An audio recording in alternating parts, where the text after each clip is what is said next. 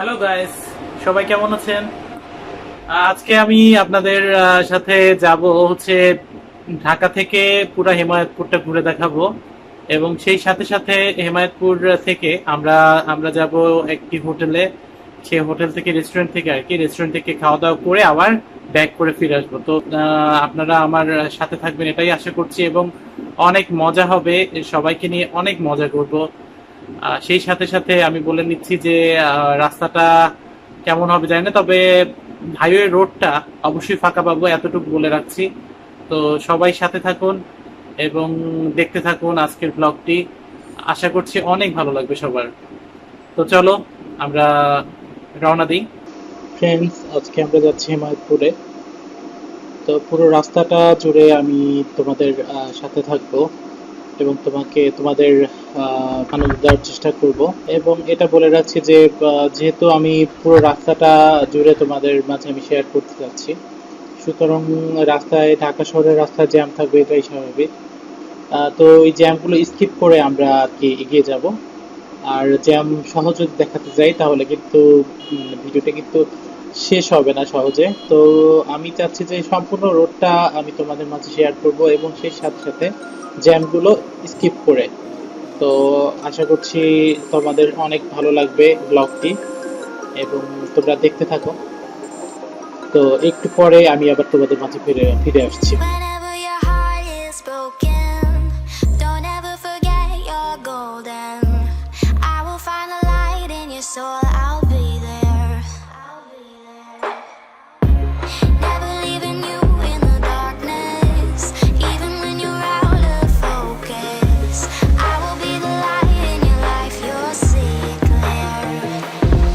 I'll be your inspiration, 'cause I know that you'll do just what you're told. I'll be your heart and temptation, 'cause I know that you'll make it on your own.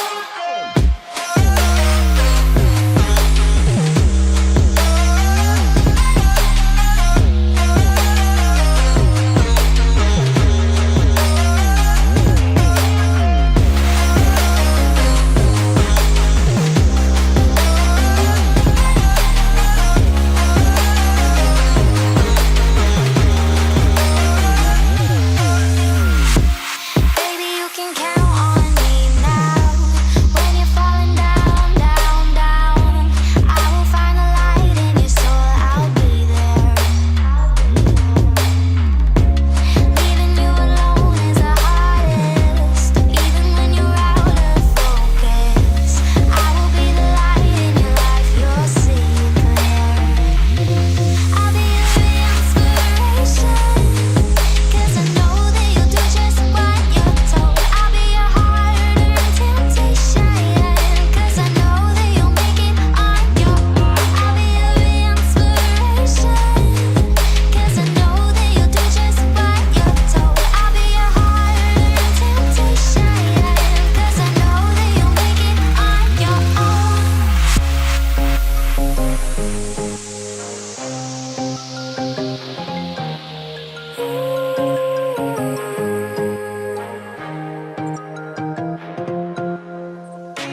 Wow. Yeah, yeah.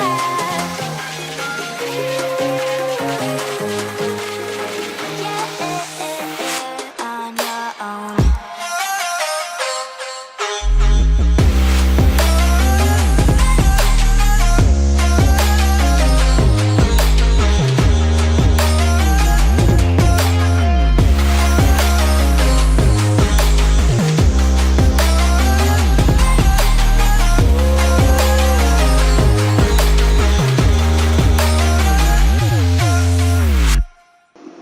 আসলে রাস্তায় অনেক jam ছিল।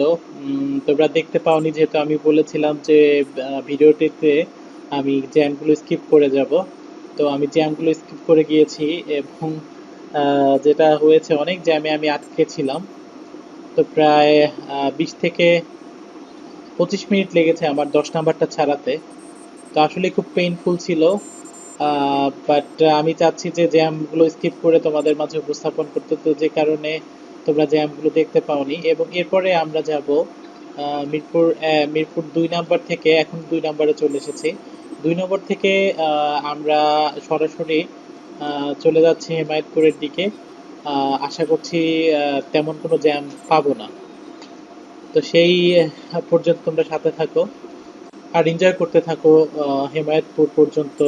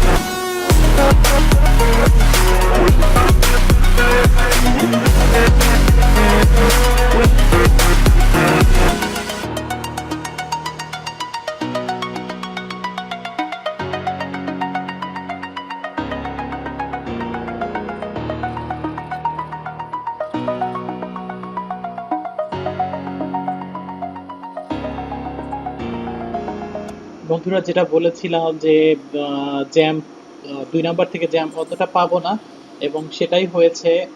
আসলে অনেক ভালো লাগছে jam. আসলে জ্যামটা খুব বিরক্তিকর একটি জিনিস, যেটা আমি মিরপুর 10-এ পেয়েছি, প্রচন্ড জ্যাম। আর এখান থেকে মোটামুটি কন্টিনিউ টেনে গিয়েছি, এখন এখন আছি টেকনিক্যালে। তো টেকনিক্যাল থেকে সম্পূর্ণটা রোড, হাইওয়ে রোড। তো হাইওয়ে রোডটা আরো মজাদার, তোমরা দেখলেই বুঝতে পারবে। কন্টিনিউ কিন্তু টানা যায়। তো আশা করছি খুব অল্প কিছুক্ষণের মধ্যে আমরা হেমায়েতপুর পৌঁছে যাব। তো ততক্ষণ পর্যন্ত তোমরা রোডটা এনজয় করতে থাকো।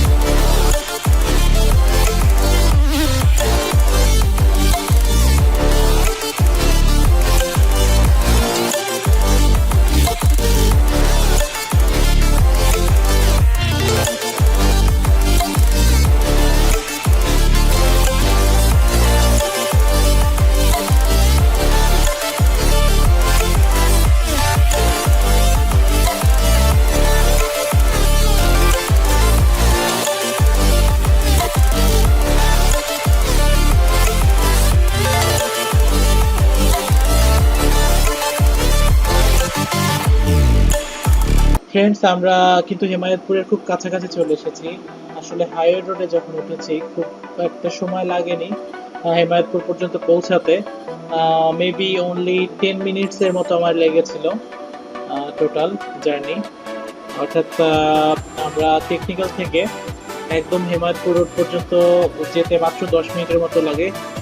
কারণ তোমাদের আগেই বলেছিলাম যে হাইওয়ে রোডে একবার উঠতে পারলে কিন্তু কন্টিনিউ রাইড করা যায়, তো তখন কিন্তু ডেস্টিনেশনটা খুব ছোট হয়ে আসে। আর আসলে ভালো লাগে হাইওয়ে রোডে রাইড, আসলেই অনেক মজাদার। সেটাই তোমাদের মাঝে শেয়ার করার জন্য আজকের এই ভিডিওটি করা। তো আশা করছি তোমরা সবাই খুব এনজয় করেছো। এরকমের ভিডিও সামনেও আরো অনেক আসবে।